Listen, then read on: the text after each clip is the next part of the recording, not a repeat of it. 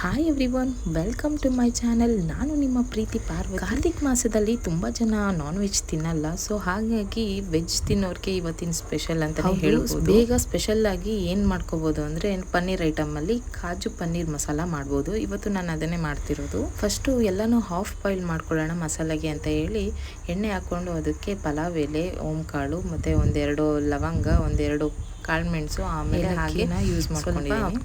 ಆಮೇಲೆ ಒಂದು ಸ್ಟಾರ್ ಫ್ಲವರ್ನು ಹಾಕ್ಕೊಂಡಿದ್ದೀನಿ. ನೆಕ್ಸ್ಟ್ ಅದಕ್ಕೆ ಸಣ್ಣಕ್ಕೆ ಫೈನಾಗಿ ಚಾಪ್ ಮಾಡ್ಕೊಂಡಿರೋ ಈರುಳ್ಳಿ, ಬೆಳ್ಳುಳ್ಳಿ, ಶುಂಠಿನ ಹಾಕ್ಕೊಂಡು ಫ್ರೈ ಮಾಡಿಕೊಂಡೆ.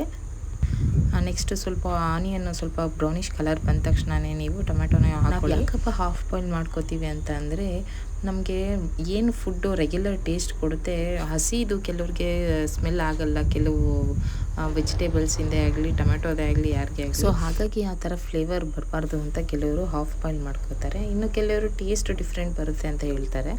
ಬಟ್ ನಾನು ಟ್ರೈ ಮಾಡಿದ್ದೀನಿ, ಚೆನ್ನಾಗಿರುತ್ತೆ. ಯಾವಾಗಲೂ ನಾನು ಹಾಫ್ ಬಾಯ್ಲ್ ಮಾಡಾಕ್ತಿರ್ತೀನಿ.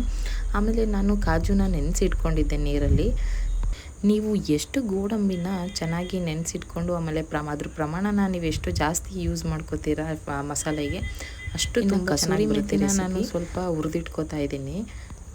ನಾನು ಈ ಮಸಾಲೆಗೆ ನನ್ನ ಕೈ ಹಿಡಿಯೋಷ್ಟು ನಾನು ಹಾಕ್ಕೊಂಡಿದ್ದೀನಿ, ಯಾಕಂದರೆ ಇದು ಹಾಕೊಂಡಷ್ಟು ಫ್ಲೇವರ್ ತುಂಬ ಚೆನ್ನಾಗಿ ಬರುತ್ತೆ ಮಸಾಲೆ ಐಟಮ್ಗೆ. ಇನ್ನು ನೆಕ್ಸ್ಟು ನಾನು ಮಸಾಲೆನ ಆಫ್ ಮಾಡಿದ್ದೆ, ಅದನ್ನು ಆರಕ್ಕಿಟ್ಟಿದ್ದೆ ಒಂದು ಪ್ಲೇಟಲ್ಲಿ. ಅದನ್ನೆಲ್ಲ ನೆಕ್ಸ್ಟ್ ಒಂದು ಜಾರ್ ಕಂಟೈನರ್ಗೆ ಹಾಕ್ಕೊಂಡು ಗ್ರೈಂಡ್ ಮಾಡ್ಕೊತಾ ಇದ್ದೀನಿ. ಆ್ಯಂಡ್ ನೀವು ಉರಿಯೋಕ್ಕೆ ಬೇಕಾದ್ರೆ ಬಟರ್ನ ಯೂಸ್ ಮಾಡ್ಕೋಬೋದು, ಅಥವಾ ಗೀ ಇದ್ರೆ ಗೀ ಯೂಸ್ ಮಾಡ್ಕೋಬೋದು, ಇನ್ನೂ ಚೆನ್ನಾಗಿರುತ್ತೆ ಫ್ಲೇವರು.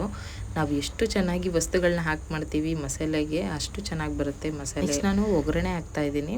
ಆ ಒಗ್ಗರಣೆಗೆ ನಾನು ಆಗಲೇ ಹೇಳ್ದಾಗೆ ಬೆಣ್ಣೆ ಇದ್ದರೆ ಬೆಣ್ಣೆ ಹಾಕ್ಕೋಬೋದು, ತುಪ್ಪ ಇದ್ದರೆ ತುಪ್ಪ ಹಾಕ್ಕೋಬೋದು, ಇಲ್ಲ ನಾರ್ಮಲ್ ರಿಫೈನ್ ಆಯಿಲೇ ಯೂಸ್ ಮಾಡ್ಕೋಬೋದು. ನಾನಿನ್ನು ಒಗ್ಗರಣೆಗೆ ಒಂದು ಸ್ಟಾರ್ ಫ್ಲವರ್ ಮತ್ತು ಒಂದು ಪಲಾವ್ ಎಲೆ ಮತ್ತು ಸ್ವಲ್ಪ ಓಂಕಾಳನ್ನ ಹಾಕ್ಕೊಂಡಿದ್ದೀನಿ.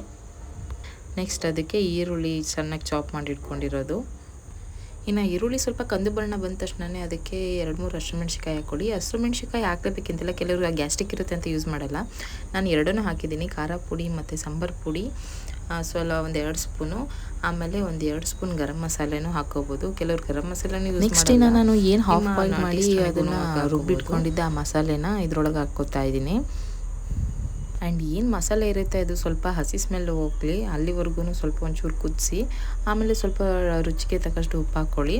ನೆಕ್ಸ್ಟ್ ಇನ್ನು ನಾನು ಪನ್ನೀರನ್ನ ಬಿಸಿನೀರಲ್ಲಿ ನೆನೆ ಹಾಕಿದ್ದೆ, ಯಾಕಂದರೆ ಪನ್ನೀರ ಬಿಸಿನೀರಲ್ಲಿ ನೆನೆ ಹಾಕೋದ್ರಿಂದ ತುಂಬ ಸಾಫ್ಟಾಗಿರುತ್ತೆ ತಿನ್ನೋಕ್ಕೂ.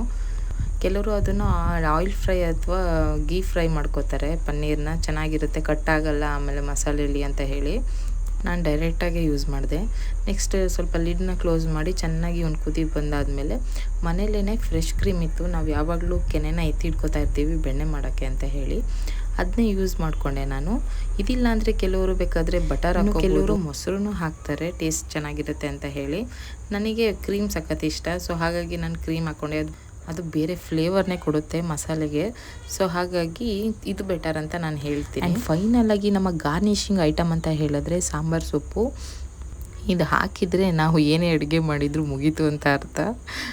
ಇನ್ನು ನಾನು ಆಗಲೇ ಏನು ಕಸೂರಿ ಮೇಥಿ ಹುರಿದಿಟ್ಕೊಂಡಿದ್ದೆ ಅದನ್ನು ಸ್ವಲ್ಪ ಕೈಯಲ್ಲಿ ಪುಡಿ ಮಾಡಿ ಹಾಕಿ, ತುಂಬ ಚೆನ್ನಾಗಿರುತ್ತೆ ಫ್ರೇಗ್ನೆನ್ಸು ಮತ್ತು ಫ್ಲೇವರ್ನು ಕೂಡ. ಇವೆರಡು ಹಾಕಿದ ಮೇಲೂ ಸ್ವಲ್ಪ ಲಿಡ್ ಕ್ಲೋಸ್ ಮಾಡಿ ಸ್ವಲ್ಪ ಹೊತ್ತು ಅದನ್ನು ಒಂದು ರೌಂಡ್ ಕುದಿಸಿ, ಜಾಸ್ತಿ ಕುದಿಸೋಕೆ ಹೋಗ್ಬಿಡಿ, ಆಮೇಲೆ ಪನ್ನೀರ್ ಹಾಕಿರ್ತೀವಿ ತಳ ಹಿಡಿದ್ಬಿಡುತ್ತೆ. ಆ್ಯಂಡ್ ಫೈನಲಾಗಿ ನನ್ನ ಫೇವ್ರೆಟ್ ಪನ್ನೀರ್ ಕಾಜು ಮಸಾಲ ರೆಡಿಯಾಗಿದೆ.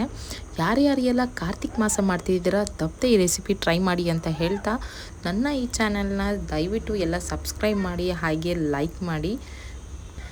Thank you all and love you all. Bye.